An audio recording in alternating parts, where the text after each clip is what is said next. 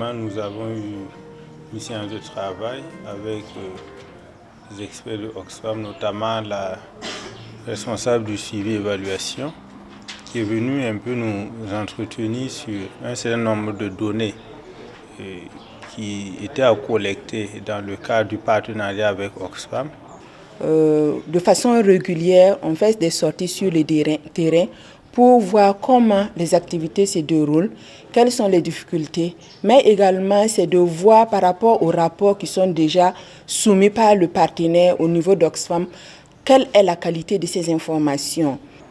Il faut dire que ces données ont été collectées en ligne et il nous avait été justement demandé de renseigner un certain nombre de champs d'information.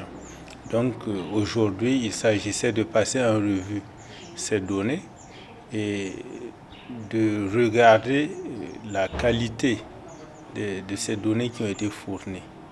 De façon globale, je suis très satisfaite parce que c'est une organisation qui est bien structurée et qui utilise les outils qui ont été mis à leur disposition pour faciliter le contrôle de la qualité des données. De façon globale, à tous les niveaux, nous avons observé que les outils sont utilisés. Même si on a vu qu'au niveau de l'agrégation des données, il y a quelques failles, des insuffisances qu'il faut corriger en matière de classement des données, en matière de gestion des données et en matière de comment on identifie certains bénéficiaires qui sont liés aux activités de masse. D'une part, nous avons pu renforcer les capacités des autres membres de l'équipe au-delà de ceux qui travaillent directement sur les questions de suivi et évaluation. Les animateurs ont participé et les techniciens ont participé.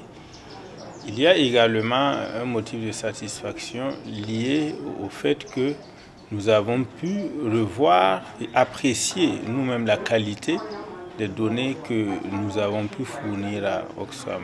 Il y a des informations qui restent à parfaire parce que c'est des informations qui sont en cascade, qui sont remontées et il y a des moments où toutes les informations ne sont pas prises en compte. Quand nous prenons par exemple les zones d'intervention géographique, nous avons noté qu'il y a 3 communes qui n'avaient pas été notifiées dans le rapport envoyé à Oxfam. Donc les données de ces 3 communes doivent être complétées dans les données globales.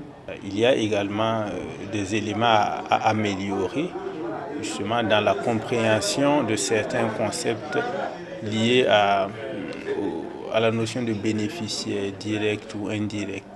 Donc c'est autant de choses à prendre en compte en vue de donner, de fournir aux partenaires des informations sur les changements opérés au sein de nos communautés. C'est d'encourager le CDC à aller de l'avant en mettant l'accent sur la capitalisation d'expériences qui montre plus ou moins les enseignements qui sont tirés dans la mise en œuvre d'une expérience.